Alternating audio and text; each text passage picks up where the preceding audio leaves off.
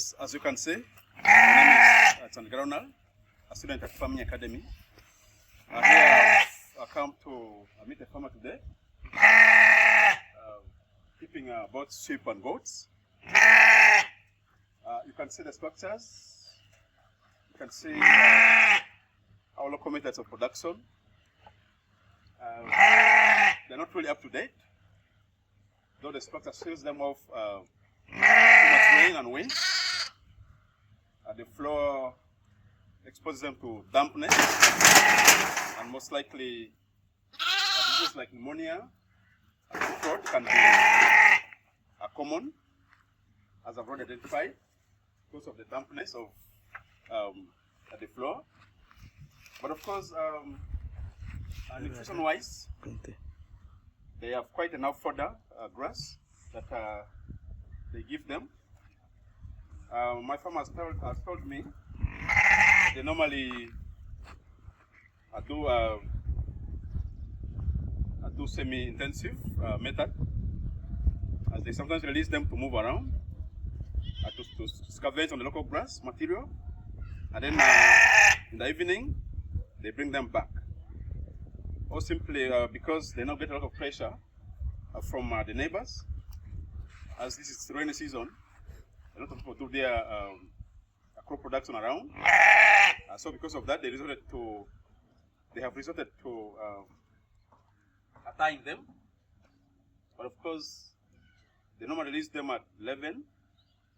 This is after the dew has been released off the grass, as too wet grass can also expose them to infections. That's from the local knowledge here. And of course, that is from my knowledge of parasites. So these nematodes tend to be so common in damp areas, in the swampy areas, places where there is waterlogging. So most likely they can be predisposed to nematode infections.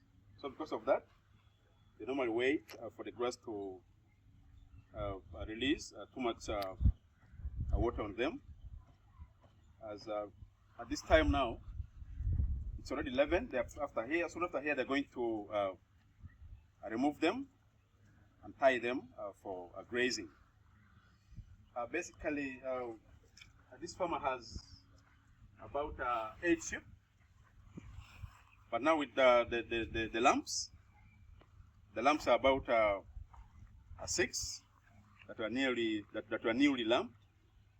They are like 2 months, as you can see one here. Oh, this one here is so energetic. This is about this is about 2 months, but you can see it's really healthy and eating well. So basically, I love the way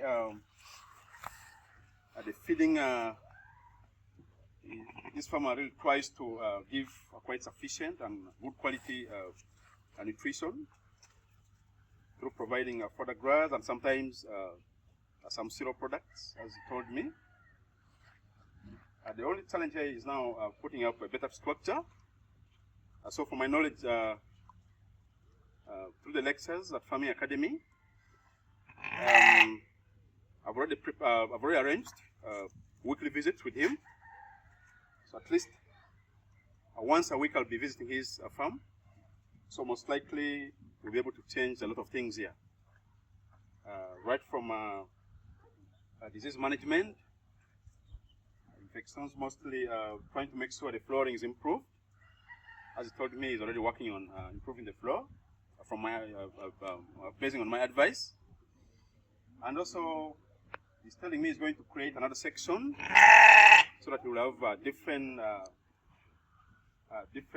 section for keeping the lambs and even lactating ewes.